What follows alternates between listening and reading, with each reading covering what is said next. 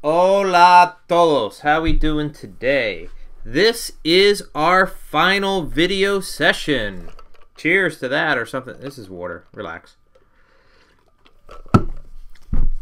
I don't know. Before we get started with our questions, we have a very good set of questions this week. I wanted to do a little bit of preamble. I've been doing a lot of yard work, which means when I've been doing a lot of yard work, I've been doing a lot of podcast listening. This is a podcast that I like a whole lot. It is called Masters of Scale. I'm showing it to you on the computer, but this is something I listen to via my phone. It's with the CEO of TaskRabbit, Stacy Brown Philpott. And during this interview, they said something very interesting.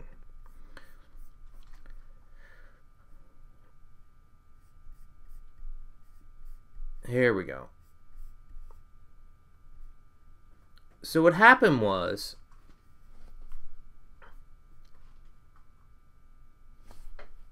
TaskRabbit was growing successfully, but they had many issues with their bottom-up business. Okay, TaskRabbit is another crowd-oriented business, just like Airbnb and Uber and pretty much the majority of the Web 2.0 businesses out there. So they wanted to create a new version of it, and when they launched in London, they launched with the new version of it because the Londoners had heard about TaskRabbit, the brand, but they weren't able to access it. So they launched the new version of TaskRabbit there. So everything was working well. The metrics went really well in London, so the Brits loved it. Let's bring it over to the US, right? They brought it over to the US, and the CEO made a major boo-boo. She told the crowd and the community of the changes the same day that she told TechCrunch, USA Today, and everyone else. And let's just say the crowd was not happy. What happened to Stacy is a classic mistake, one that many of you listening to probably also made, and if you haven't, listen closely, it could save you some serious pain. Stacy had implemented an objectively positive program at TaskRabbit, one that she knew would change the taskers' lives for the better and make their customers more happy as well. But she forgot to tell the crowd about it. And by letting the crowd learn about it via the news, she undermined the crowd's sense of investment. TaskRabbit isn't just a company, it's a community where people feel a sense of ownership. And when people feel ownership, they expect to have input, or at least learn about the news before they read it online. And this isn't true of just online communities. With products and services, there's a spectrum of, I'm just a consumer, and I am part of the culture and the crowd. If you're selling toilet paper, your customers are on the consumer end of that spectrum. Sure, they use your product every day, but they're not super invested in the brand being part of their personal identity. You don't see too many Charmin tattoos out there, but you'll see a Nike tattoo, an Apple tattoo, a Twitter tattoo, we could go through those kinds of Volkswagen tattoo. But the more users feel that their identities and their wallet are invested in your product or your brand, you're no longer the sole proprietor. Your owners, your users, and the crowd are owners too. They might not hold equity or have a parking spot in your office lot, but they are part owners in the brand, and that's always the case whether you're a community or a network or a marketplace. The reaction to the taskers, which is what TaskRabbit calls their community members, had blindsided Stacy, the CEO, and her team. They had forgotten the very human connection that they had with this workforce.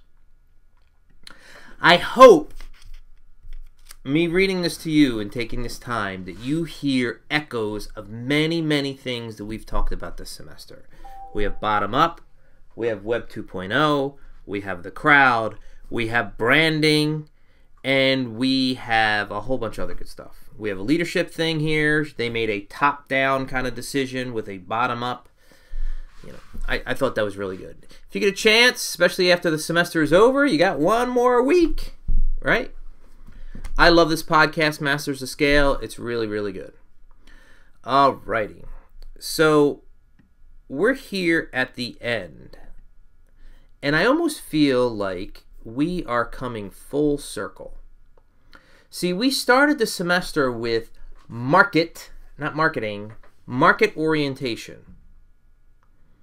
We also talked about the same thing in terms of inside out. And then we had 2 strategy-like articles that brought us into the semester. Decision-Driven Marketing and The Ultimate Marketing Machine. I bet you if you go back and look at those 2 articles, those articles would fit very, very, very well with this week's articles. When marketing is strategy, the rise of the CMT, and this idea of a self-tuning enterprise. I mean, oh, wrong one. Let's go back to here. You know, we started this semester talking about market-oriented. And market-oriented, not marketing, market-oriented, an incredibly strong external orientation towards customers. 2, an incredibly strong external orientation towards competition. And 3, an incredibly strong internal communication with the firm. All right? Let's see if you hear any of that right now. So this is another podcast that I listen to. I'm showing it to you on the computer, but I listen to it on my phone. So this is Gary Vee. You may or may not have heard of this guy. And he's interviewing the former CEO of Home Depot. And let's listen to this for about 90 seconds. Unbelievably deep into my passionate point of view of how vulnerable the Fortune 5000 are in today's ever-changing environment.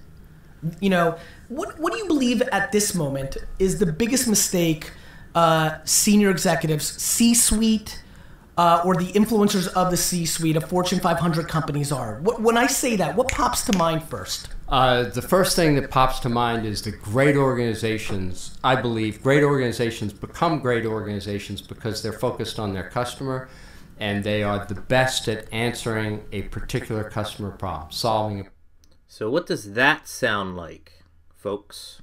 particular Product customer problem, whatever it is. Right? As they get more successful and add people and add organizational structure, there's organizational some layers. law of business physics that they start getting much more interested in the organization Itself. And itself, and what's They good, go from offense to defense. and what's good for the organization. So Instead of saying offense to defense, you go from an external orientation to an internal orientation. AKA the short-term profit margin of the organization. or AKA more often, AKA I'd like my function to be bigger next year than it was this year. The executives within them, right? The guy or the gal running. All through the leadership, from the senior leadership to the middle management. If you ask me, I mean, it's a fascinating thing when you look at incentives and how corporations run. We try to incentivize people for the whole business through stock options and the like. But I honestly think a lot of people, if you gave them the choice, which is our stock could go up or you could have a third more people reporting to you next year than you do this year, they'd choose the latter. Because you believe, and I agree with you, that ego is grossly underestimated in the halls Yep. of the business world. Yep. And it's really easy to lose sight of the customer.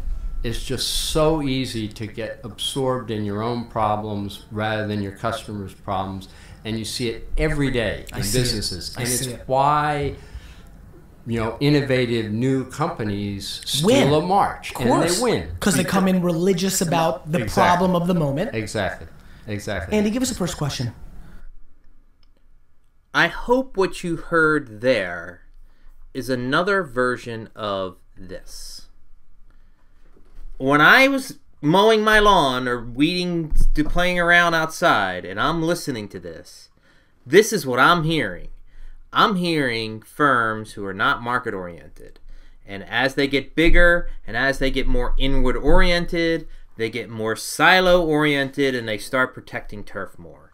And you've heard me say this many, many times during the semester, throughout our Q&A sessions. But here's the CEO of Home Depot saying it right back to you as well. Okay? So we can close those. Listen to this podcast, it's really good. Okay, there's the transcript. Okay, let's get to our questions. Here we go. Questions. Oh, that's not the questions. Window. Strategy questions. Here we go. All right, hold on 1 second. Resume. All right, folks. Just to rehash one last time, I am hoping that you are seeing themes in other stuff that you read or do. And that is what I wanted you to do with the book. And that is what I want you to do in your final project, The Celebration of Progress. I want you to see how all these various topics and themes, however you think they fit together. I'm going to do it too, and that's probably the last video that I'll record for this semester for you guys. And remember, one slide only. And you do a 2 to 3 page write-up. Okay? So the first article is When Marketing is Strategy.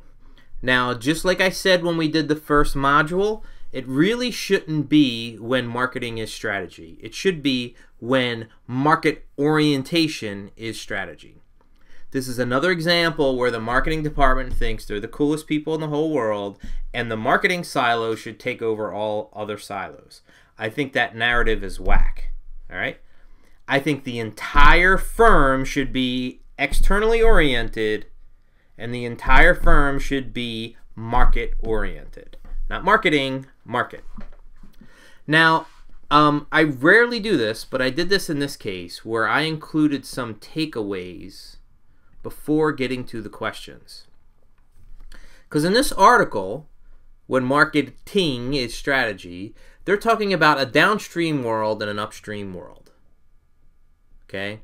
A downstream world is the external orientation that we've been talking about all semester.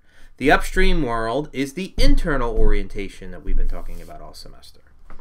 And when we talk about an externally oriented firm, the company positions their offerings in terms of the market, both from the buyer and competition. Right? Now, if the core of the business is not the factory or the product, because that's an internal orientation, the core of the business is the customers in the market. Well said. This new core, first, the sources and locus of competition lie outside the firm. Competitive advantage is accumulative over time. Second, you compete changes over time. Downstream, it's no longer about having a better product. It's focusing on the needs of your customers and that crowd and that community with the loyalty and the CRM. Use algorithms to help you. All right, very good. Enough of that. Let's get to some questions. Team IBM. Ginny Romedy, CEO, says, should the entire organization have its hands in developing downstream activities, or should a specific department lead the way? I just answered this question. It's the entire organization as a unified force. Just like we heard in the Gary V, this is easier for smaller, younger firms to do because if there's only 50, 100, 250 employees, it's easy for all of them to talk to each other every day. How is Qualcomm's downstream activities? It seems Qualcomm's advantages are more focused on its upstream activities. Is this true? Well, let me talk a little bit about Qualcomm and a little bit about what they do. Qualcomm is a company like Intel. They make chips. Their customers are other companies like Apple and Microsoft and Google that build devices. You know, we do not have iPhones without a Qualcomm chip in it. As a matter of fact, Apple and Qualcomm are kind of butting heads a lot over the last couple years. And Apple and Intel are butting heads a lot over the last couple years. Qualcomm, because they have a patent on the cellular chip, they like to charge really, really high fees. And, you know, Apple doesn't want to pay the fees. So those two are having these conversations. What I do want to say is, just like Intel and just like in Qualcomm, their customers are other B2B firms, not end users. Okay? They are part of the R&D. So if they're not talking to the Apple, you know, in September of 2018, we're going to see iPhone 9 and iPhone X, whatever. All right? It takes about 18 to 24 months for a cell phone to hit the marketplace, from design, sourcing the parts, manufacture, shipping, and selling. It's about 18 to 24 months. And that's if you're really good at it. Okay? If Qualcomm isn't talking to Apple about the phones that they're going to build 2 years from now, they're out of the loop. They're out of the loop. So they have to be downstream. Intel has to be downstream. Because if not, then they're going to miss a cycle, and they're going to have a lot of issues with the companies that they sell to. All right. Team Netflix, although they took a little bit of hit this week because they missed their subscriber mark by about 1 million subscribers. I don't think it's really that big of a deal. It's summer. It was the World Cup. Hit pause for 1 second. Sorry about that. All right, Team Netflix. Reed Hastings. The article uses Hyundai's example of innovation and how they sell cars better than selling better cars. Okay. I don't think Hyundai sells cars really all that well. I think they're better at building cars than selling them, but that's another story. Build-A-Bear recently had a marketing snafu, and they try to sell stuffed animals based on you pay what your birth year is, but failed miserably, okay? Their marketing strategy ended with stores unable to meet customer needs, irate parents, and upset children. Yes, that is true. Is this a failure of downstream activities due to the aftermath and client reaction being terrible, or a failure in upstream activities because it wasn't properly sourced? I think this is an upstream failure activity, okay, where they didn't do the marketing research they grossly underestimated demand. So that's an upstream activity. You know, what they probably should have did is only on your birth year, and only if you signed up to be part of the Build-A-Bear, whatever you want to call it, CRM program, loyalty program, do you get a bear at your birth year price. You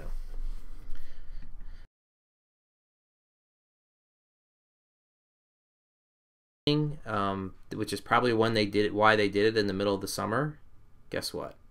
They got a lot of PR out of this. So, what analysis was done before marketing strategy implemented to prevent it from becoming disastrous? I don't know. It depends on the company. I mean, I just mentioned that I doubt they did any market analysis whatsoever. I really doubt it. They probably all said to themselves, I guess we expect a really busy day today, and that's about it.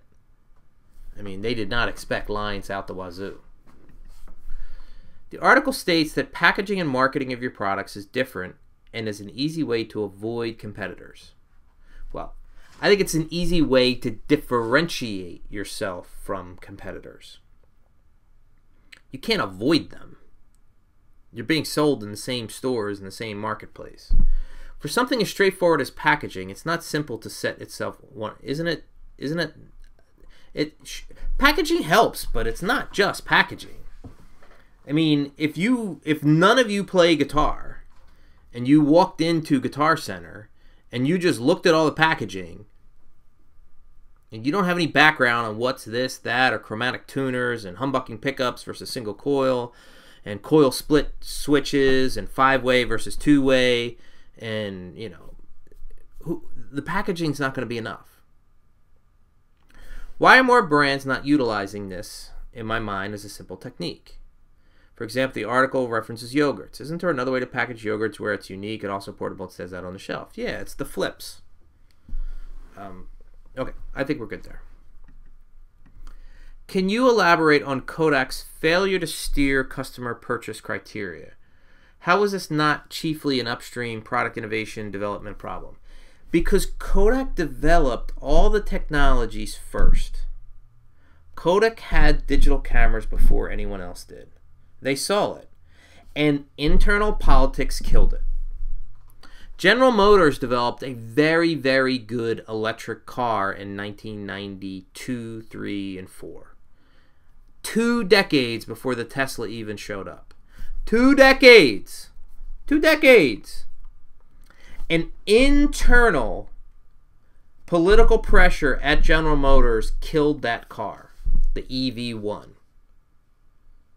You know, this was an upstream failure, and everything about Kodak that I've read is completely upstream. They had the technology, they were ahead of the market, they could have controlled their digital, they could have controlled, you know, all they had to do was buy Flickr. If Kodak still wanted to be alive, you know, in 2002, 2003, 4, 5, or even 2006, if they buy Flickr, Kodak still exists right now. I mean, hell, they were so bent on selling those big machines to the CVS's in the world so you can do 1-hour photo. Well, what's the difference between that and owning Flickr? Because that's where the future was headed. Or why didn't they buy Hewlett-Packard so they can make home printers, which is what most people do now if they're going to print a photo? Or they could have bought Fracture, another American company that makes incredible prints on digital. Call them the Kodak moment. Are you kidding me? This was Kodak not being market oriented and having bad silos and being internally oriented. They killed themselves. All right, Google. Google had a quiet week. With large numbers of companies relying on marketing in their company digitally, how can these companies possibly separate themselves and stand out? You know?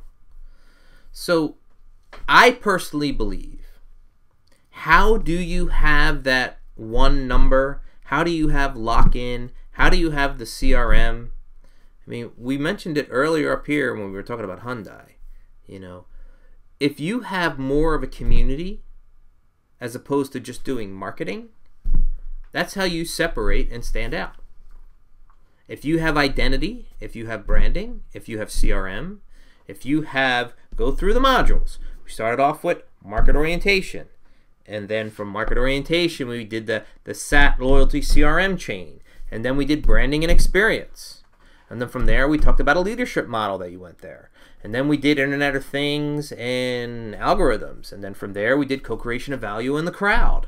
And then we're back to market orientation the last one. That's how you do it. We've been talking about this all semester. And we're finally putting it all together like this. End scene.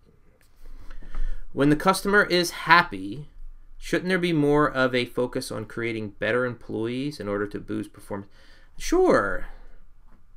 You know, but better employees is part of the equation, but not the equation. It's not the equation. All right.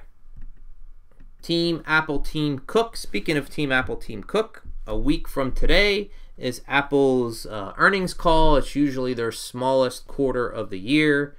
And you'll hear Tim Cook talk about our satisfaction numbers are off the chart. Whatever. If a company is working on launching new products that have a high rate of failure, as stated in the When Marketing is Strategy article, are they better off investing and strategizing on how to take their current product portfolio and working on downstream activities and reshaping the customer's criteria or purchase? So let me rephrase this. So companies working on a lot of new product development. A lot of new product development has a high rate of failure. So how do you do this? Maybe you co-create the value with the crowd and have them part of the innovation process and use them as a test market and beta testing and A/B testing to see what's going to work and not work before you do a complete product rollout? Yes. With subscription services, which is a community, thank you, such as Dollar Shave Club, think about it, Stitch Fix, Blue Apron, all the home boxes, home meal boxes that can show up to you, all of these things, Casper, Away, which is the travel luggage thing, count as a generational change because they are introducing a new aspect to the shaving industry, or a revolutionary one because they and other types of subscriptions are shifting how customers shop. I don't think this is a revolution by any stretch of the imagination. I think it is an evolution.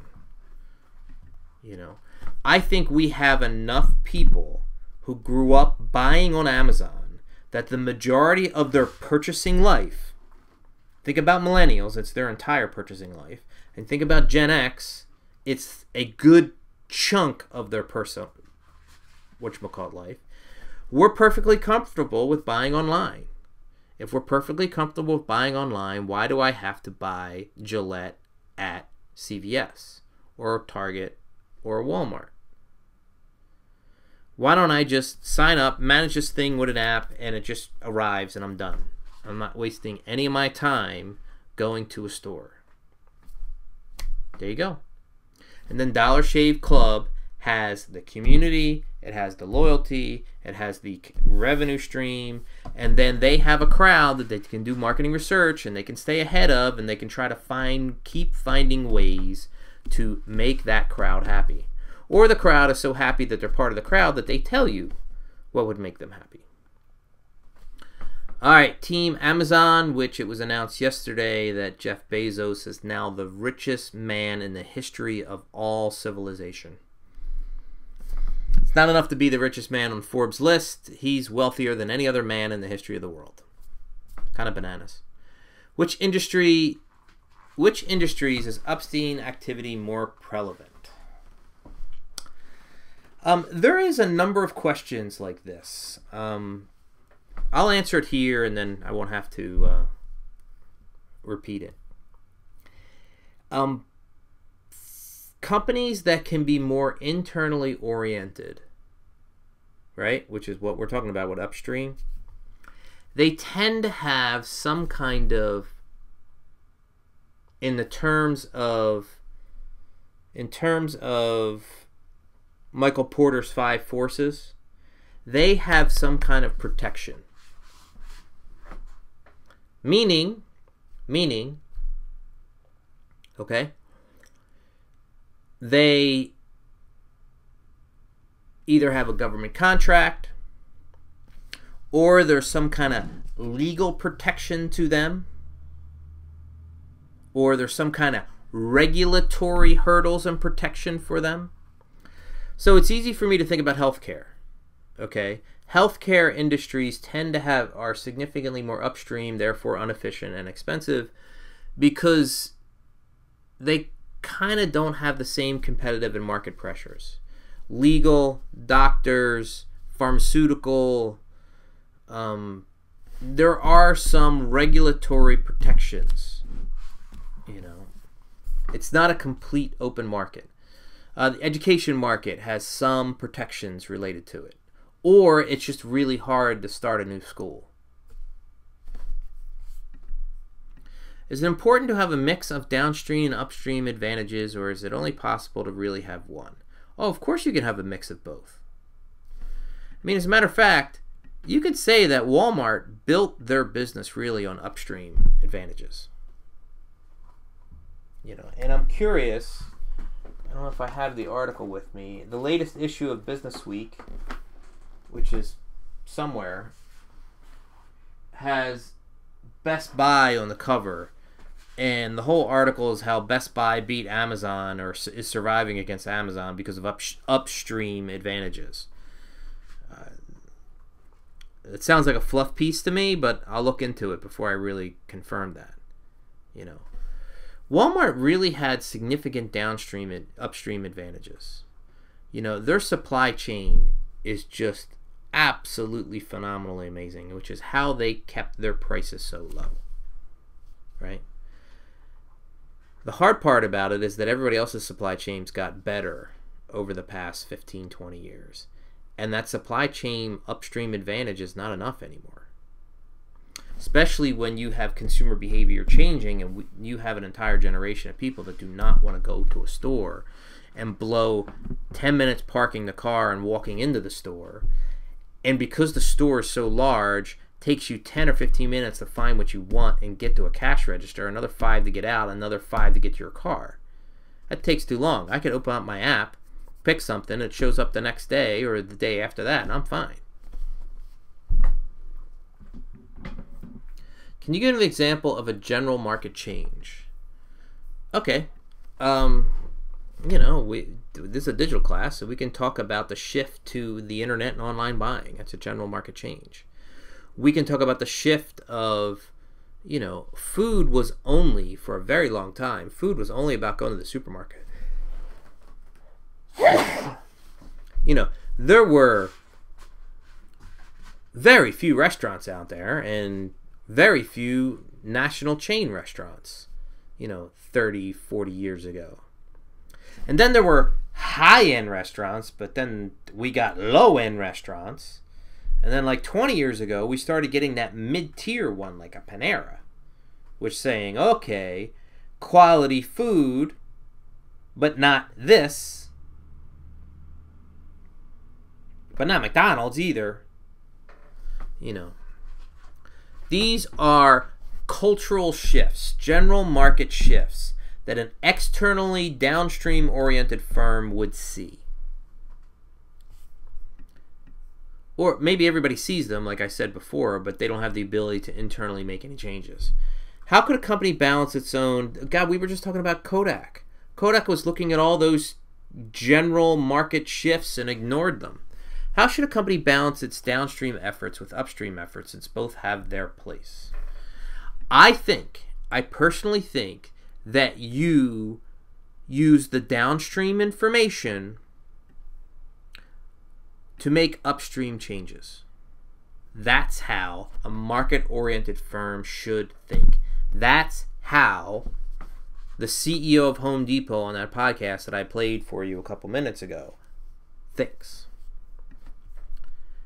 How long does it take for an average company to transition from upstream approach to downstream approach? I've seen companies do this. I've seen, 6 months turnaround, 9-month turnarounds. I've seen 12-month turnarounds. I've seen 18-month turnarounds. But it really depends on the size of the company. But it is very, very, very possible. Very possible.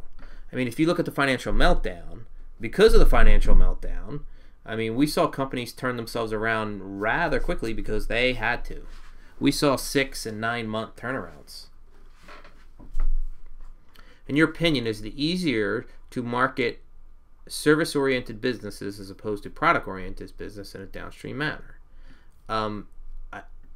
I do have an opinion on this, and this question was asked from a inward, upstream-oriented thought process. It's easier to do a product-type business or a service-type business if you have a crowd. If you don't have a crowd, I don't care if you're a service or a product. There are advantages and disadvantages to services businesses and product businesses.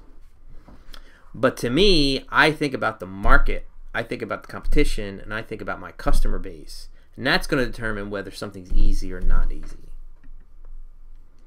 All right, Team Facebook, who's trying to stay quiet. Facebook, Mr. Zuckerberg, can you give an example of a company shaping purchase criteria? Well, Samsung and LG are shaping purchase criteria. They have the only 2 OLED factories in the world. They control OLED, all OLED screens in the world are coming either out of an LG factory or a Samsung factory somewhere in South Korea. And that impacts everything from the supply chain to final consumer purchase, all of it. Could focusing on upstream activities for some industries, such as healthcare, be seen as a better strategy than downstream? Healthcare is an industry that I already mentioned earlier that is, unfortunately, in my opinion, it's radically inefficient. It's way too expensive. In the United States, our healthcare we have the most expensive healthcare in the world. I can't explain to you why that's the case. It shouldn't be the case. As a percentage of their overall income, U.S. citizens pay an exorbitantly higher price for their overall, in Europe, let's say in Europe, someone in Europe makes the equivalent of $100,000 a year, in euros, but the equivalent of 100,000 US a year. Okay, they spend, I don't know, 2, 3, 4% on healthcare a year, if that, and we spend what, 15 or 20%? We spend at least 10 to 15%. That is radically different. It's kind of bananas. Okay. Article number 2. The rise of the chief marketing technologist. This again is coming from the perspective that, hey, the marketing department is the cool place to be. The marketing department should solve all issues. The marketing department should be the silo above all silos. Again, I do not like this narrative. I think we should all be market oriented. We should kill all the silos. I'm not a fan. But I do like the idea of one silo marketing and one silo IT combining. I would go this even further. The rise of the chief marketing, technologist, finance, management, operations person. Which industries would be the first to pioneer the implementation of a CMT? These would be bottom-up, Web 2.0, primarily digitally oriented companies. And they probably don't even call them a chief marketing technologist, to be honest with you. But there's no way, if you're the marketing person in charge of Dropbox, you're the marketing company, Basecamp, Slack, how can you not have some kind of marketing person that's also a technology person? It would be impossible. What are the top skills that CMT should possess? Go through the modules, what we did this semester. Let's just start with leadership and why. They should be more Y than X. I'm going to stop there because you can fill in everything else. But yes, I think we should start with the leadership. All right, Team Google, Pichai. Now that we see a shift revolving around technology, do you think the CMOs will no longer be a position? Rather, we'll see more technologists leading in the business world. I think it's a function of the marketplace and the industry as opposed to CMO versus CMT. Because Procter & Gamble doesn't need a CMT, but Slack does. All right, Team Netflix. It's common belief that smaller companies are agile and flexible due to their size. Yes, I already mentioned this today. However, they mention internet giants such as Google, Netflix, Amazon, and Alibaba as some of the greatest self-tuning. All right, I'm answering a self-tuning article, and maybe I mixed up my questions here. Are they great simply because they have the money and resources to analyze and adapt? How could is this all? I think I'm going to cut and paste this to self-tuning. Let me hit pause for a second. Okay. Netflix, I don't know what I did. Maybe you had the articles in a different order, or I cut and pasted wrong, whatever. So these look more like your CMT questions. The article references a study from Gartner who believe that the CMO will outspend the CIO on technology. Okay, first of all, anything that comes from this organization, take it with a grain of salt. They are a consulting company that they sell high-priced reports, and I have no idea where they pull these forecasts out of their asses, but it almost feels like they make the things up out of thin air. They're hyperbolic, and that's not even an exaggeration, right? So hold that as part of the answer to this question. The second of all, you have to understand that the CMO could outspend a CIO in companies because most marketing expenditures now are technological expenditures.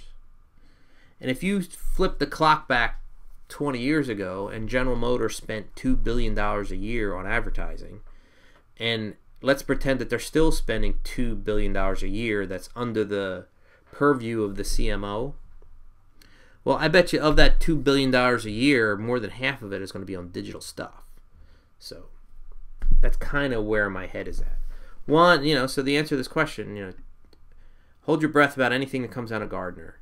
And two, just understand that marketing expenditures now involve a lot of digital stuff, and marketing people spend a lot of money. They've always spent a lot of money. It seems the scope of marketing roles and expectations is growing and changing only to increase of what we know. From looking at financials and trends, presentation skills, strategy, creativity, to name a few, and now technology and execution. What other skills marketers will need to possess to be successful in the future? Please forgive me for saying this, all right? And I'm trying to be a broken record because that's what we do as professors. But this class, I just gave you the skills. I'm not joking around. This way of thinking, this mindset, this MO, all the way through to, why leadership, this bottom-up world metaphor, if we are moving towards a future where this is the holy grail of all things, and you're not thinking the way we've been thinking all semester in these modules, I think you're personally in trouble. All right, let me go back. All right, Team Cook. Our consumer healthcare company is definitely heavily investing in digital marketing. But we don't have a clear, distinct CMT or someone who has the IT and marketing background. What would be a good starting point in getting IT and marketing to move forward? Okay, please understand, just because you're investing in digital marketing, okay, you used to spend $500 million on TV ads, and now you're spending $500 million on Google ads. All right? None of that has anything to do with building a community or building a crowd. Okay, that's just expenditures of marketing dollars. It happens to be expenditures of marketing dollars in a digital marketplace. Okay, what you need is someone who has a marketing IT background, the better way to say it is an analytics background, that can look at the data stream coming in from those digital marketing expenditures to be able to make future decisions. Data analytics. Find someone who's into data analytics. How much power do CMTs have when trying to implement a new marketing technology?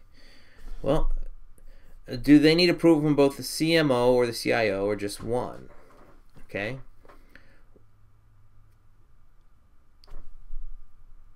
They probably need approval from the CEO and the CEO only, but it's really a function of the firm. Many of these expenditures sometimes are controlled by the CFO, okay, because they're in charge of the balance sheet. But just remember, if you have a CMT, you probably don't have a CMO and a CIO. You probably just have the CMT. And then a senior vice president of marketing and a senior vice president of IT. Do you think this role will last or become integrated with job responsibility with the CMO? To be honest with you, I think this is a Harvard Business Review article, and there's probably a dozen or 2 dozen of these CMTs floating around out there. But this is the interesting exception and not the norm. And the authors are trying to make the case that this interesting exception should be the norm. I wanted to put this article in your wheelhouse because I like this kind of thinking. That's the whole idea. All right, questions from Microsoft. Would a top-down structure or lateral structure work best with a CMT? Okay, I like the fact that you're thinking about org structure. Okay, you and I in class could debate from now until the moon is blue on what kind of structure is best. There are many things that impact what org structure is best. But I want an org structure that works towards orientation towards the marketplace, that's externally oriented. They tend to be flatter. They tend to have less direct reports. Even if it is top down, it's a very, very flat top down. But in many businesses that we've been talking about all semester, I'm a bottom up guy. So there's got to be multiple feedback loops for those community inter-firm communication information being able to reach everyone throughout the organization. The author outlined different types of CMTs. What's the difference between a marketing and media analysis and an analytic? Don't worry about that. I think this is just the authors trying to come up with job titles if this were to go forward. Don't read into that too much, trust me. From what I read in the article, the CMT reports to the CMO. I think that's ridiculous. I was under the impression that the CMT replaced the CMO. I'm with you. Since everything is so integrated, the need for the CMT is now emerging. Why is there a need to have both? I doubt there would be a need to have both. You and I are in agreement here. Questions from Team Facebook. How do you think, or what do you think, is the best way to open the door on marketing technology for a small business? Okay. So if you're looking at small businesses, there are a plentitude of off-the-shelf marketing things that you can buy. Just buy into the Salesforce platform, and there's 200-something thousand different programs you can buy to implement technology for a small business. And it's very, very affordable too. I mean, that's the kind of thing a small business can do. In your opinion, how would you go about designing a marketing technology roadmap? Well, I would go and look at my customer base, and I would go and look at my competition, and I would decide, based on what is happening in the marketplace, what do I need to do to survive? In order to survive and excel and have a sustainable competitive advantage, what technology do I need to keep ahead of everyone else? That's what I would do. All right, folks, let me take a quick break, and then we'll do the last article. All right, let's get to that last article, the self-tuning enterprise. I included this article in the final module. It easily could have been in the algorithm module, that we did a week or so ago, or a module or so ago. But I thought it was better to have that conversation and then have this conversation to reinforce it. All right, you ready? But even the other part of this question, the reason this is in here, I mean, this is an algorithm article, right? But really, in order to have an algorithm, you need to have a company that wants to learn with the proper leadership model. And algorithms could be that secret sauce or the magic that we don't have humans limiting that inter-firm communication problem with being market-oriented. Because if you trust the algorithm, and the algorithm is one of the main data sources coming into the company, you make changes based on what's happening in the marketplace that the algorithm is feeding. There are many top-down companies that could never implement an algorithm because they would never trust it, because they're top-down. Right? As algorithms become more advanced, do you think they'll be able to replace some workers within an organization? Please forgive me for saying this, but oh yeah. There is no question that an algorithm will replace individuals within an organization. If the algorithm can add more value than a human can, the human will be replaced. Now, please do not, you know, go into this narrative that, you know, all humans are, you know, we're going to get replaced by robots. No.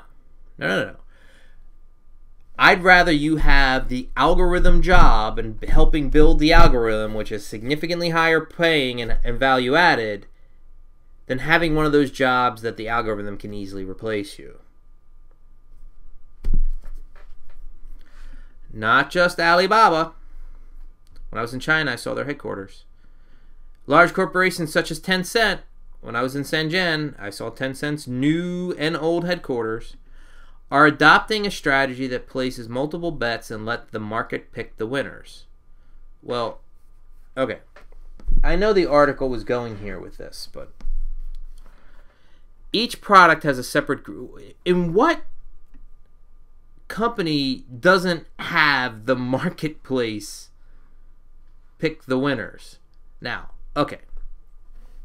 Maybe you can say that Alibaba and Tencent have more of a community, and they A/B test and they co-create, and then based on what the community says, they decide to roll out further. Okay. But every company eventually puts the product in the marketplace, and the marketplace decides whether it's a success or a failure. Each product has a separate group. How do these product groups work with the CMO or the CIT of the whole corporation? So basically, you know, if the firm's not market-oriented, you have fiefdom and turf battles to try to get one of these A/B tests to be their product. If we're market oriented and there's no fiefdoms or turf battles, then the strategic direction of the firm, which is decided by the customer base, determines which products get market tested and co-created and then eventually get rolled out to the entire customer base. All right, Team Netflix, I have to go up here for. It's a common belief that small companies are agile and flexible due to their size. However, they mention internet giants like Google, Netflix, Amazon, and Alibaba as some of the greatest at self-tuning. Well, Google, Netflix, Amazon, and Alibaba are run by algorithms. I mean, 90+% of all Google's profits are because of search and the search algorithm. Netflix, it's predominantly a very large percent is because of that Netflix algorithms. You know, the next best offer, right? Amazon, same thing. Alibaba, same thing. They have to be self-tuning. Are they simply great because they have the money and resources to analyze and adapt? No. They're simply great because they have the algorithm that they okay, maybe they do have. Okay, yes. Let me just say yes. How can smaller companies attempt to do this without the amount of data learning? You buy off-the-shelf stuff. I've already answered this question. There is stuff out there that a smaller company can buy. Just start with Salesforce. Okay? There's probably 3 or 4. I mean, start with go to IBM. This is what IBM's business is now.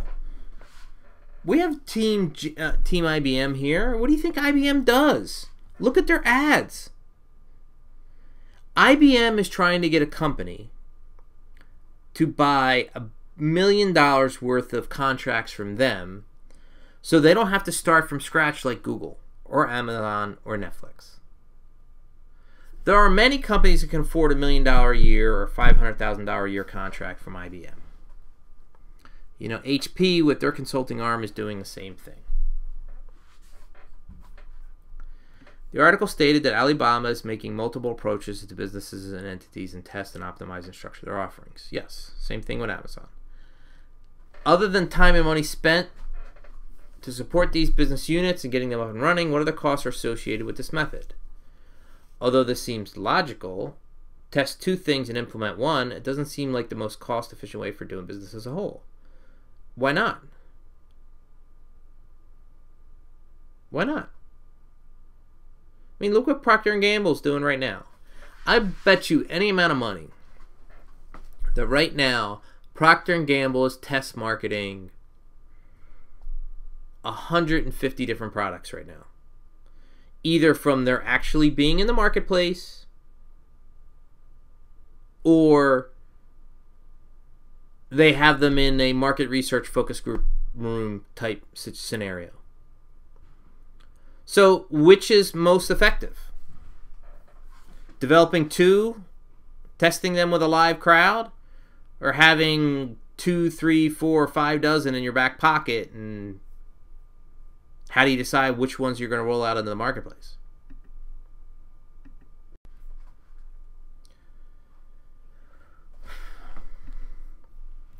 How does an industry play into adoption of self-tuning techniques? It's easy to visualize tech companies making a pivot, but how would a company like General Electric, with 300 employees suited for self-tuning? Well, let's do a General Electric example. So General Electric, one of the most profitable business units is aircraft engines. Okay? Back in the day, General Motors would build an aircraft engine. They would go to Boeing, or they would go to McDonnell Douglas, or they would go to Airbus. McDonnell Douglas doesn't exist anymore. They would go, how you doing? Guess what? Here's my new aircraft engine that you can put on your new that's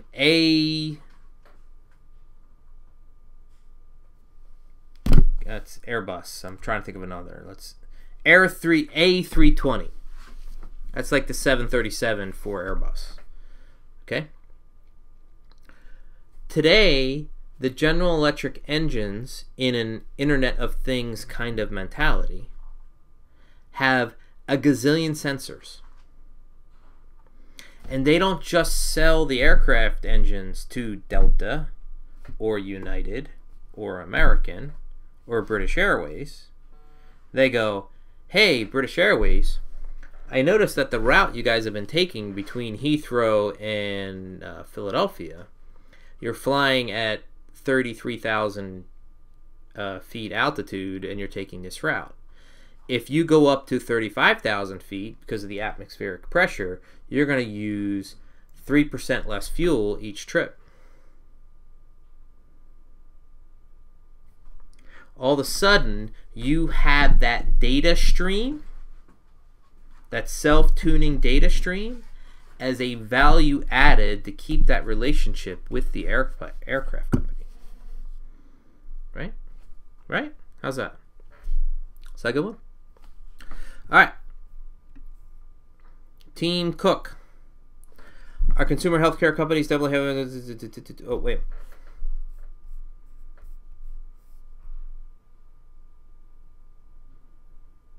All right. Maybe I messed up Team Cook here as well.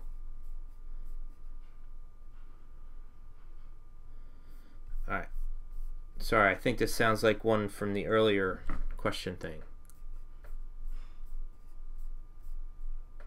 Oh, because I'm still... All right, there we go. Pichai Cook.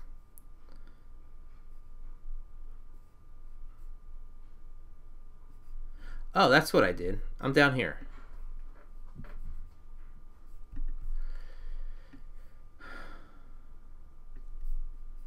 Hold on one second. Sorry about this. All right. I'm sorry, folks. I got myself confused there a little bit with the switching and having that one article out of order. Here we go. Team Google. Because it's becoming easier and easier to shop online, do you believe that the number of online-only stores will grow significantly? Yes. Exponentially. Not significantly. Will eventually make in-store shopping obsolete? Absolutely, positively, no. And we had this question, but we had this topic before. I think there is going to be a significant less need for in-store shopping. Okay?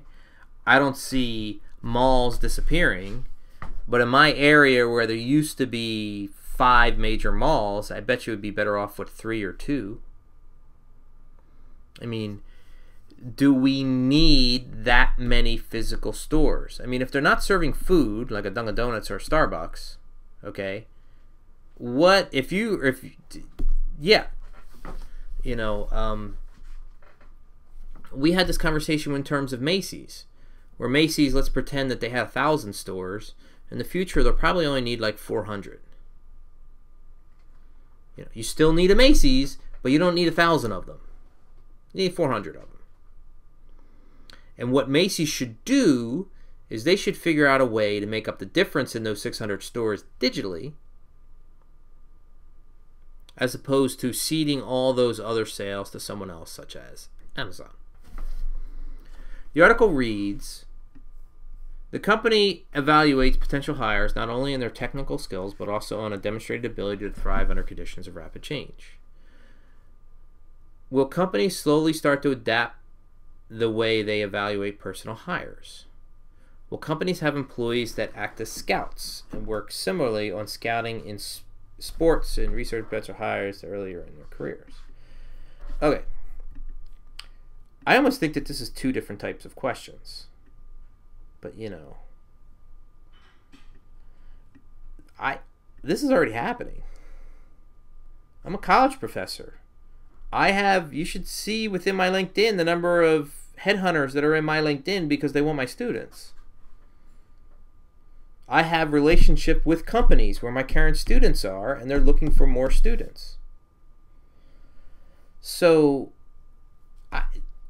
this is happening already. You know, this is not a surprise to me.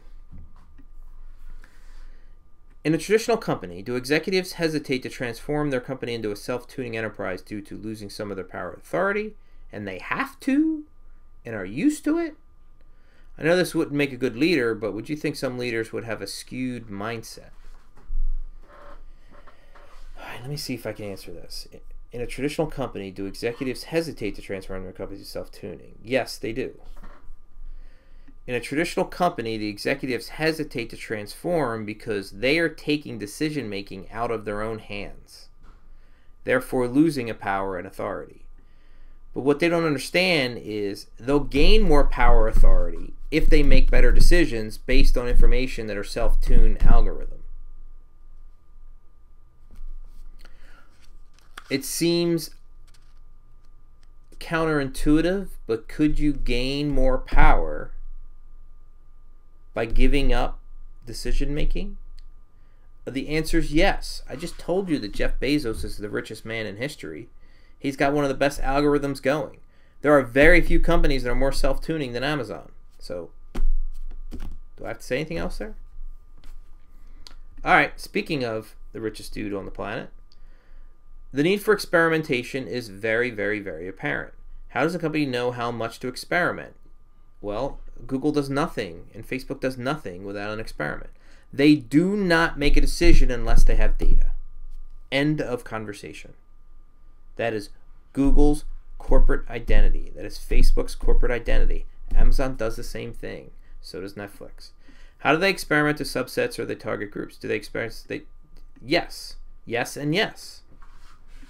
Yes and yes. I think it was in the last video where I talked about there are 30 or 40 different Facebooks at any given time with various different sizes. And that's what these companies do. They A/B test. Isn't it risky to open up a portal that allows employees to nominate themselves for promotion? I would imagine HR would manage this. It seems like you would need an employee to manage just this function, as multiple employees may nominate themselves. Yeah, but you could do this digitally. It could be a wiki. It could be some kind of an algorithm based on voting. I don't think this is very labor intensive whatsoever. I really don't. All right, some final questions. From Team Microsoft, Satya Nadella. Do any industries come to mind where adaptation is actually disadvantage-ish? So there's a disadvantage if you adapt. Does anything come to mind? Oh, anything come to mind? Anything come to mind? Let me think about that and get back to you, but not off the top of my head. Do you believe that one day there will be an algorithm that could tell you when to develop a new business model or whether to enter a new market? There already is a business model to tell you. How far are we? It's now. It's now. We have this. You know, and if we don't have it in digital form, we certainly have it in consulting form. This is what Accenture does. This is what Boston Consulting Group does. This is what McKinsey does. How does a company smoothly transition into change without disrupting the natural flow of business and hindering process and cash flow? It depends. Okay. Firms that are concerned with the transitions and status quo tend to miss, though. You know, I'd like to think about the only thing that should be constant is that there's going to be change. That should be the modus operandi of the firm and the people you hire. The idea of a steady state doesn't exist anymore. I'm old as dirt. When I went and got my MBA, we talked about 5-year plans, 5-year strategic plans. No joke. My capstone course, we built a 5-year strategic plan. It took 2 years to build the plan. 2 years. 1 year to implement. Are you kidding me? Are you kidding me? I can't even see your faces right now. But as soon as I mentioned a 5-year business plan, you all went, huh? What? I still don't have any ideas for you here. In today's marketplace, with the speed of the marketplace, with the speed in changing of consumer behavior, and the speed of competition amping up and leveling up to what you're doing, it's an adaptation or die.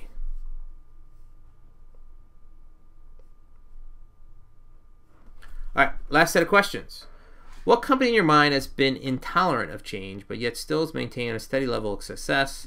These tend to be monopolistic type competition companies.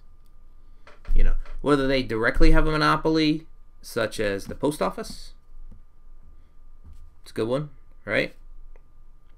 Whether you want to call them successful or not is another story. But, you know, post office, we can talk about healthcare companies, we can talk about hospitals, we can talk about companies like that. What companies do you see utilizing these self-tuning algorithms in the most coming years? Okay, that's a very, very general question, and I think I'd rather wrap up by saying the companies that don't use these algorithms are companies that are not going to exist anymore. You know, a few weeks back, we talked about retailers that are going to disappear, such as a Sears and a JCPenney, because they're not using algorithms to maintain that SAT loyalty CRM relationship and to do what Amazon or Alibaba does with their customer bases. So they're on the whims, they survive and die on the whims of how many people are coming through the door.